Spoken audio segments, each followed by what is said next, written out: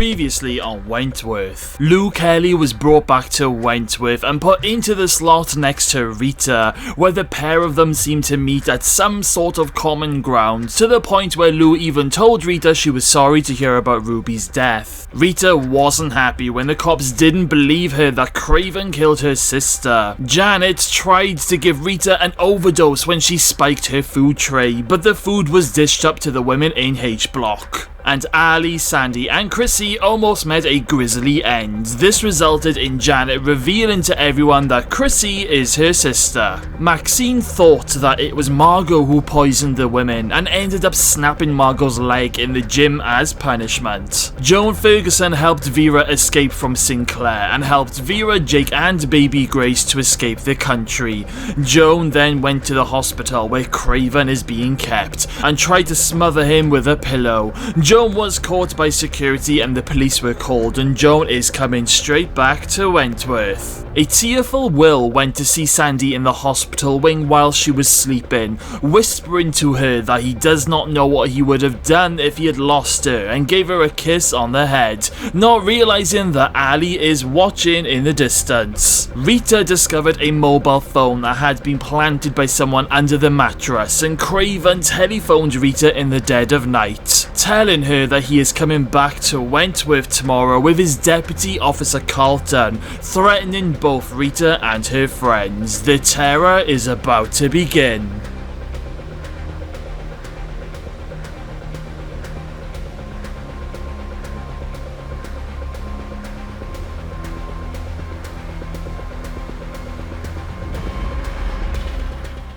We cut to the following morning and Joan Ferguson arrives at Wentworth in the back of a van. She is brought straight to Will's office where they talk privately. "Hello, Mr. Jackson," says Joan. Will then asks her to take a seat and he then says, "I know what you did." And Joan says, "What do you know, Mr. Jackson?" And Will says, "I know you helped Vera, Jake and Grace leave the country, but what I don't understand is why?" Joan says, "I'm not at liberty to go into too much detail, Mr. Jackson. However, I will say this. I actually do care for Vera. It may have taken me a very long time to realize it, but I do, and that's all I have to say on the matter." Will then says, "So why did you kidnap Dr. Miller?" Joan says, "I kidnapped Dr. Miller to teach him a lesson for trying to get me committed to Sinclair. I was going to let him starve, but I know Vera wouldn't have liked that. So I informed the police last night where they can find him." And Will says, "But what about me, Joan? It was actually me who came up with the idea to have you sent to Sinclair." And Joan says, "Oh, I know, Mr. Jackson. Believe me, I know." And Will says, "So what, Ferguson? Did you have some sick revenge plan for me too?" And Joan says, "Any plans that I had are in the past now. I have one purpose and one purpose only." "And what's that?" asks Will. Joan says, "To get rid of a monster, Mr. Jackson." And Will replies saying, "Craven. You're after Craven, aren't you?" And Joan says, "Do you know what he did to Vera, Mr. Jackson? The man is a monster.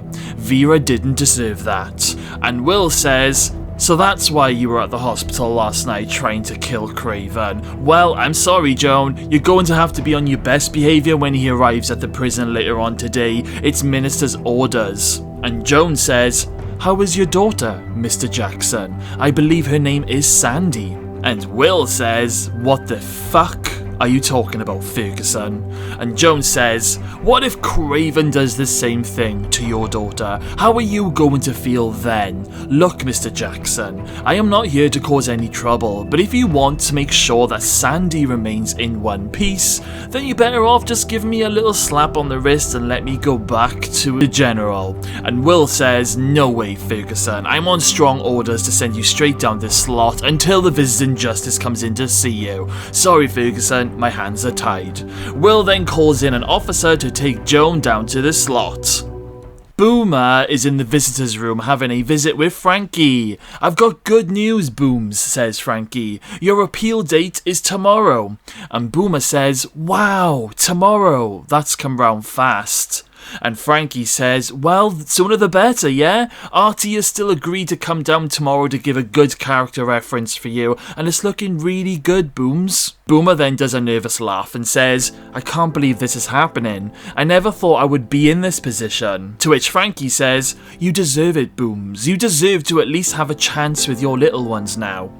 And Boomer says, yeah, do you know what I'm calling them? I'm calling them Liz and B. Frankie then starts to well up and says, that's amazing, Booms. So how far gone are you now? And Boomer says, I'll be coming up to around 28 weeks, so not long now. Frankie asks, are they giving you much trouble in there? And Boomer says, oh, are they ever? They've both got some brutal kicks, I can tell ya. And Frankie bursts out laughing. After Frankie's visit, Boomer is then taken to Will's office, where Will has some good news for Boomer. Will says, so Boomer, it's your appeal date tomorrow, and Boomer says, yeah, I just hope it all goes okay. And Will says, well, I've got some good news for you, Boomer. A couple of weeks ago, I put in an application for you, a parole application, and I just got off the phone with them. If your appeal is successful, then you are going to be granted parole. Boomer then jumps off his seat in excitement and says, you what? You what? I don't believe it. Oh, thank you, Mr. Jackson. And Boomer runs at Will and gives him a massive bear hug. And Will says, whoa now, Jenkins, you've still got to win your appeal. And Boomer says, yeah, I know, but it's looking good though, right, Mr. J? And Will says, yes, Boomer, it's looking good. At the prison reception, Craven and Officer Carlson arrive and walk straight up to Will's office. Craven knocks on the door and him and Carlson go in. Will stands up and says, Mr. Craven, I wasn't expecting you to grace us with your presence so soon. And Craven says, I never stay down for long, Mr. Jackson. And Will says, of course, well, I'm glad you're feeling better. Craven then says, oh, I bet you are, Mr. Jackson. And Will says, do we have a problem here? And Craven says, you tell me, Mr. Jackson. I had an interesting chat with the minister this morning, and he told me about the accusations about Vera Bennett. Accusations that you apparently believe. Well, let me tell you, boy, you might be in charge of this prison, but I am still on the same pay grade as you, and whenever I am in this prison, I will run it how I see fit. Mr. Jackson then says, okay, if this is what you really want, Craven, I don't want you in my prison. I believe every word that Vera said about you, and to add to that, I also believe Rita Connors when she says that you killed Ruby Mitchell in cold blood. We might be on the same pay grade, Craven, but this is my prison, and at least I still have a prison to run. And when I catch you doing something untowards with the women, I will do everything in my power to remove you from this prison. And Craven says, you mean you'll try to get me sacked, Mr. Jackson? Good luck with that one. Will then says, I don't care how cozy you are with the minister, Craven. If you and your little sidekick do anything that I'm not happy with, you're both out, and I will throw you out personally. And Craven says, we'll see, Mr. Jackson. And Craven and Carlton leave Will's office. Chrissy, Sandy, Ali, Boomer and Maxie are all working in the laundry today, and Craven walks in with Carlton. All the women pause, and Craven then tells them to all stop what they're doing. I am Governor Craven. Yes, that's right, I'm still a governor. And for those of you who don't know me, we'll soon find out that I run prisons in an entirely different way. Sandy then says, you mean you're still a cunt? And the women then burst out laughing, and Craven tells them all to shut the fuck up. Oh, I haven't missed you at all, Edwards. We will be having a one-on-one again soon, I can promise you. Craven then walks around the laundry and says, me and Officer Carlson will be making nightly visits to some of you every night from now on to remind you of who's really in charge of this cage. And for those of you who don't believe me, here is a preview. Craven then grabs Boomer by the throat and pins her up against the wall. Boomer cries out and the women scream at Craven to let Boomer go. Boomer is pregnant, Sandy shouts out. Craven then turns his head to the women while he still has Boomer in a chokehold and says, pregnant, is she? Well, what a shame. I should kick you in the guts now and do the child a favour. Maxine then loses her shit and runs at Craven, telling him to let go of Boomer, and as Maxine goes to attack Craven, Craven grabs Maxine's arms and bends one of them backwards and snaps it in front of everyone. Maxine cries out in pain and Craven then throws her onto the floor. Artie comes running into the laundry after hearing the screams and is asking what the hell is going on. Craven then says, "This prisoner here just tripped and fell over. I think she might have broken her arm. You better take her to the infirmary to be checked out." Artie then helps Maxine up and takes her away.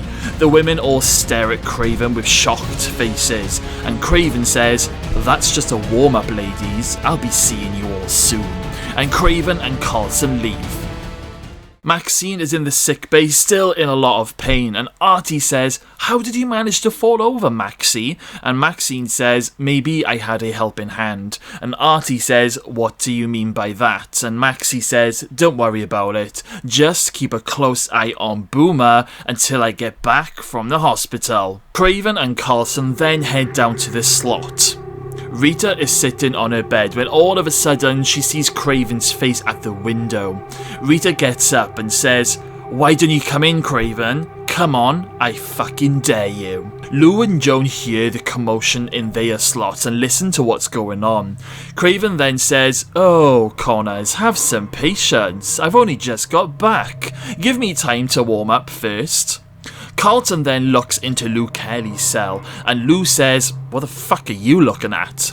Carlton then licks his lips and walks back over to Craven and says, "Oh, I wouldn't mind a bit of that." And Craven says, "Well, maybe later tonight you can have your slice of Dyke and show her what she's been missing." Rita then bangs on the window and says, "I'm going to fucking kill you, Craven. First chance I get, you're dead."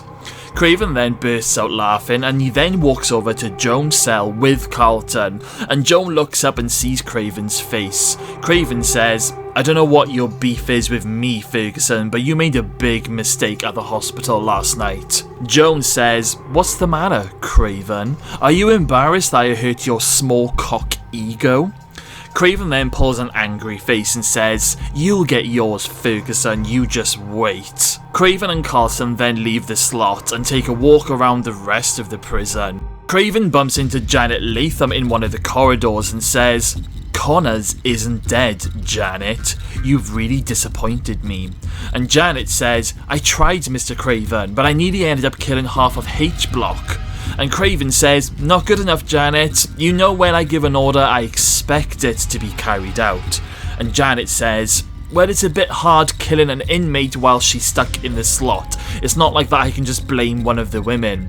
And Craven says, "You've got no imagination, Janet. You're going to feel the rough end of my temper by failing this simple task.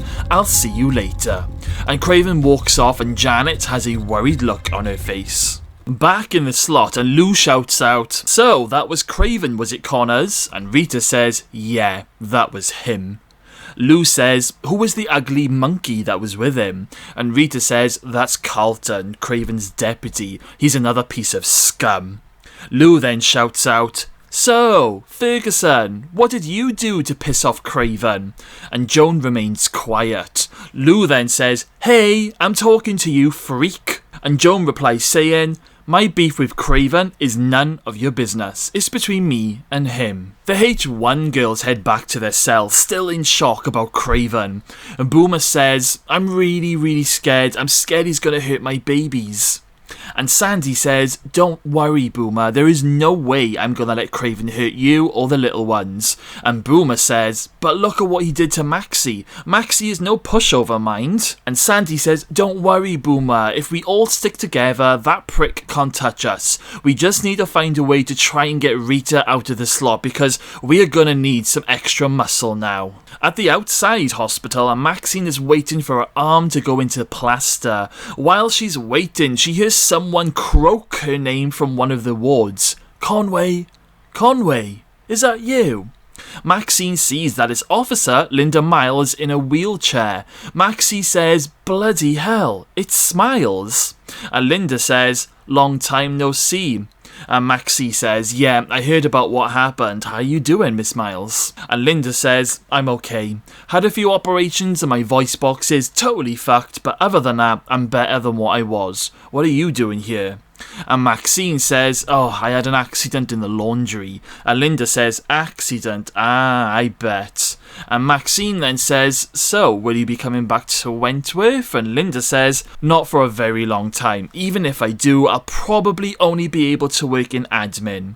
The doctor is ready for you now, calls out the nurse. And Maxine says, I gotta go now. Get better soon, Miss Miles. And Maxine walks off with her escorting officer. Back in H1, and Ali calls Sandy into her cell and says, I've got something to tell you. Last night while we were all in sickbay, Mr. Jackson came in all upset and he was standing at your bedside. And Sandy says, he was at my bedside, why? And Ali says, no idea, but he was muttering something but I couldn't really hear what he was saying. But then he bent down and gave you a kiss on the forehead while you were sleeping. And Sandy says, you're making this up. And Ali says, no, I don't know what was going on and I wasn't dreaming. That's what he did. And Sandy has a confused and slightly shocked look on her face and says, well, I'll have to have a chat with him first thing in the morning and see what it was all about. We then cut to the night time and Craven and Carlson are still in the prison working on night shift. Janet Latham is also one of the officers on night shift tonight and is working in a different part of the prison. Craven and Carlson head down to the slot very quietly as not to wake anyone. They sneak down towards Lou Kelly's cell. They then open the door very quietly and slowly and creep in. Craven then grabs Lou's arms from behind and Carlson jumps on top of Lou and pins her down. Lou screams out, get the fuck off me, you scumbags. Carlson tells Lou that he loves it when they struggle. Carlson then pulls down his and Lou's trousers. Craven then lets go as Carlson starts to rape Lou, and Lou sends out some horrifying screams as Carlson is doing it. Rita and Joan both wake up from Lou's screams, and Craven then walks down to Rita's door and says, do you hear that, Connors? Those beautiful screams. Do you think Ruby would have screamed too if she had the chance? Rita then punches the door and tells Craven to call off Carlton, but Craven says, oh no, Connors. Carlton is going to fuck Lou so hard, she's going to turn back straight. Craven then lets off an evil laugh and Rita goes absolutely crazy in her cell while her and Joan listen to Lou's screams, feeling totally helpless that they can't do anything, and Craven continues to laugh out loud. Over in H1 and Boomer is crying. Maxine hears and comes in to check on her and asks Boomer what the matter is, and Boomer says, it's everything. I'm finally looking at getting out of this shithole with my babies, and now that evil bastard is going to hurt us. And Maxine says, no he won't, Booms. Sandy's already promised, we are all going to protect you. And Boomer says, but look at what he did to your arm. And Maxine says, look Boomer, it will heal, it will get better. He can break as many bones as he wants to. I will always come back fighting to protect you and your babies. And Maxine then gives Boomer a massive hug. Back at the slot and Carlson has just finished with Lou. He gets up and says to Lou, you're quite a feisty one, Lou. I like that. Let me know when you're ready for round 2. And an upset and angry Lou goes to get up to attack Carlson, but Carlson just slams the door. Lou tells him that she's going to kill him for this, and Carlson tells her, that really turns me on, and bursts out laughing. Carlson and Craven then leave the slot. Rita calls out to check if Lou is okay, and Lou says, what do you think, the fucking sick cunts? I'm gonna fucking kill them both. And Rita says, no Lou, you can do whatever you like to Carlson, but you leave Craven to me, he's mine. Joan then shouts out, no, I'm going to kill Craven, it's the only thing that's keeping me going. And Rita shouts, no Joan, it's me that's gonna do it, now listen to me, both of you. Craven needs to be destroyed, but we can't do that if the three of us are stuck in here. And Lou shouts out, well we ain't going to be getting out anytime soon, Connors. And Rita says, I wouldn't bet on that. Are you girls up for doing something totally crazy? And Lou shouts out, what are you on about, Connors? And Rita says, I want you and Joan to beat yourselves up, and I am gonna do the same. Joan then says, what do you mean beat ourselves up? And Rita says, I mean, I want you to smash your faces into the wall, smash them into the dunny, punch yourselves in the face and in the guts, and when the officers find all three of us in the morning, we will all tell them the same story. Craven and Carlson attacked all three of us, and Mr. Jackson will be forced to let us out of here for our own safety. Lou then shouts out, bloody hell, Connors, that could actually work. And Rita says, it has to work. Now, beat the crap out of yourselves and make it look good. Over in H1, and Carlson goes into Chrissy Latham's cell and wakes her up, saying, come with me, Latham. Chrissy wakes up and says, do you know what time it is? And Carlson says, just come with me. Chrissy then goes to the boiler room with Carlson, where Craven is waiting with a can of petrol. Janet Latham is on patrol, and Craven radios for her to come to the boiler room. And when Janet gets there, Chrissy is on the floor, covered in this petrol. Chrissy screams out, they've covered me in petrol, please help me, Janet. Craven then pulls out a lighter. Janet then screams out, what the fuck are you doing, Craven? And Craven says, this is payback, Janet. And Janet says, no, leave my sister alone, you can do whatever you want to me, but please don't hurt my sister. And Craven says, okay, I might just let your sister live, but not until you tell her everything that you've done.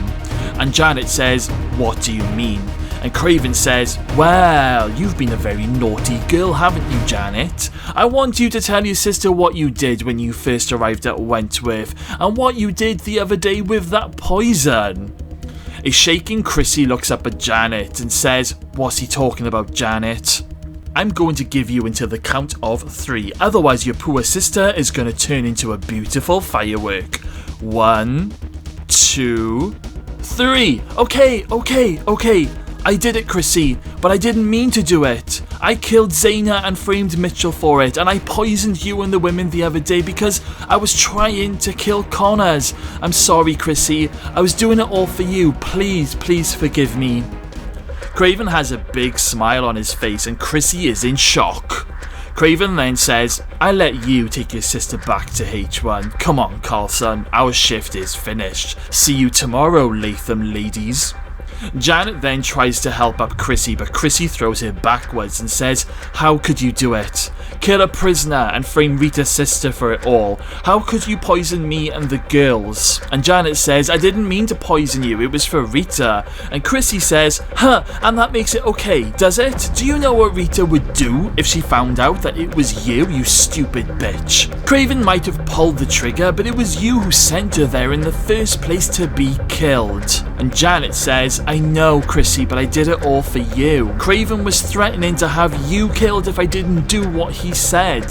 And Chrissy says, don't you think I can look after myself? For Christ's sake, it's because of you I'm in here in the first place. And Janet says, I know that, Chrissy.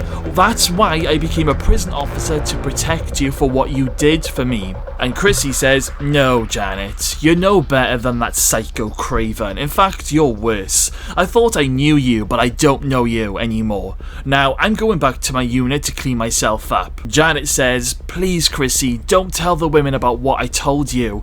And Chrissy says, oh, don't worry, I won't, because when push comes to shove, I will get the blame along with you. So don't you worry, big sis, I'll keep your secret, but I'm doing it for my own protection, not yours. Now, are you going to take me back to my unit before I throw up? And Janet takes Chrissy back to H1, and Chrissy runs into her cell and breaks down crying. Craven is sitting in his car, and he plays something on a recorder. I killed Zaina and framed Mitchell for it all. I poisoned you and the women the other day because I was trying to kill Connors. Craven has just recorded Janet's confession, and he has a big smirk on his face. We cut to the next morning, and Artie heads down to the slot to deliver the breakfast trays and is shocked to find Rita, Lou and Joan with blood all over their faces and lying on the floor. All three are taken to the prison infirmary and Will comes down to see what's just happened. The three of them are being patched up and Rita tells Will that Craven and Carlson came into their cells last night and attacked them one by one. Will looks over at Lou and Joan and says, "Is that correct?" And they both say, "Yes, Mr. Jackson, they were like wild animals." Rita then says, "We can't stay in the slot, Mr. Jackson. They said they will come back and do it again. You can't leave us there like sitting ducks." Will then takes a deep breath and says, "Artie, as soon as they've been patched up, can you take Kelly and Ferguson to H6 and move Gaffney's stuff out of H1 and put Rita back in there?" And Artie says, "Okay, Governor." Craven and Carlson arrive at Wentworth and are both summoned to Will's office. Will informs them both that he has put a report to the minister about the attack on Rita, Lou and Joan and has accused them both. Craven turns around and says, "Good luck with that one, Jackson. Were there any witnesses to these attacks?" And Will says no, but all three prisoners have extensive injuries to their bodies and face. "I mean, are you telling me that they beat themselves up?" And Craven says, "It's not hard, they could have. Have you asked any of the other officers on duty if they'd heard anything? It could have been one of your lot." And Will says, "All three prisoners have pointed the finger at you two and I believe them. I want you two separated while you're on shift." And Craven says, "You can get fucked, Jackson. You don't tell me how to run this prison. And you can put that in your report as well too, you pansy." And Craven and Carlson then leave the office. Rita is brought back to H1 and the girls do a massive cheer. "It's so good to have you back, Rita," and the girls give Rita a massive hug. Rita then takes her things to her cell and Sandy comes in to see her and Rita says, "So, I hear you've been holding the fort for me." And Sandy says, "Well, only unofficially, just keeping the press warm for you. If I'm honest, I'm glad you're back, Rita. The girls speak very highly of you." Rita then says, "Thanks. Now, I hear you've got a lot of contacts on the outside with all of these protest things that you do." And Sandy says, "Yeah, I got some contacts." And Rita says, "Good. Do you think one of them will be able to source me a gun?" And Sandy says, "A gun? Yeah, they wouldn't have any problem getting one from under the counter." And Rita says, "Good. All we have to do now is work out a way to get it in here." Sandy then says, "Is this for Craven?" And Rita says, "Too bloody right it is." Artie then comes to H1 to get Sandy, who's put a request in to see Mr. Jackson. "Aren't you supposed to be in court today, Mr. Birdsworth?" says Sandy. And Artie says, "Yeah, I'm not due until this afternoon." They then walk down the corridor and Artie knocks on the door and says, "Edwards for you, Governor." And Artie closes the door and leaves them. Will then says, "What did you want to see me about, Sandy?" And Sandy says, "Well, the thing is, Mr. Jackson, now don't get me wrong, I'm grateful to you for saving my life the other day, but I got told the craziest thing yesterday." And Will says, "Oh yeah, what's that then?" And Sandy says, "Yeah, well, apparently you visited my bedside in the middle of the night and gave me a kiss on the head." And Will's face drops and says, "Where did you hear that?" And Sandy says, "Ali saw you, and don't lie, Mr. Jackson. Ali is an old friend of mine and wouldn't lie to me." And Will says, "Okay, look, of course I'm not gonna lie to you. I didn't want you to find out this way." And Sandy says, "Find out what, Mr. Jackson?" And Will says, "I'm your dad, Sandy. I'm your father." And Sandy's mouth drops. Craven sees Janet in the dining room while some of the women are eating and says, "How come you're still here?" And Janet says, "I'm doing a double and covering Artie's shift so we can go to court this afternoon." And Craven says, "Oh, okay. There was me thinking that you were doing overtime to keep an eye on your precious sister." Craven then walks off and gives Carlton a wink from the distance. Back in the governor's office and Sandy says, "Wow, well, I didn't see that one coming." Will says, "I never knew anything about you, Sandy, not until when your mum came in to see you recently." And Sandy says, "Oh, she told you then, did she? Well, why didn't you say anything?" And Will says, "Why do you think? The same reason why Janet stayed quiet about her sister, Chrissy. It can be too dangerous." And Sandy says, yeah, I can kind of see where you're coming from, but you could have still told me privately. And Will says, I didn't know how you were going to react. I just wanted to try and keep you safe. And Sandy says, look, Mr. Jackson, I learned to stand on my own 2 feet very early on in life. I know how to look after myself. And Will says, maybe if I had been around when you were younger, you may not have had to have stood on your own 2 feet at such a young age. And Sandy says, well, if Mum never told you about me, then you've got nothing to feel guilty about. And Will says, okay, look, when you get out of here, can we, I'd really love to get to know you better. One day at a time? And Sandy says, that would be lovely, Will. One day at a time sounds good. You seem like a tidy guy, especially after saving my life the other day. Will then smiles and says, look, you have to keep this quiet from the women, just until you get out. And Sandy says, okay, but I'm gonna have to tell Ali. And Will says, no, you can't tell anyone. And Sandy says, look, Will, I have to. She saw you kissing my head. She's going to think you're some sort of creepy pervert if I don't tell her the truth. But don't worry. She's an old friend of mine. She won't say anything, trust me. Rita then walks into the dining room and Craven is still in there patrolling opposite Janet. Rita gets herself some food and keeps staring at Craven the whole time as she sits down with the girls. Carlson is in one of the side rooms with the PA system. He has the recording of Janet admitting everything from last night and he puts it next to the microphone and plays it. I killed Zaina and framed Mitchell for it all, and I poisoned you and the women the other day because I was trying to kill Connors. And Carlson plays it on repeat. It plays all through the prison. The women all gasp and look up at Janet. The whole prison has just heard her confession, and Craven folds his arms with a big smile on his face. Rita looks up at Janet with a very angry face and says, fucking get her. Janet then runs out of the dining room and the women chase Janet down the corridor.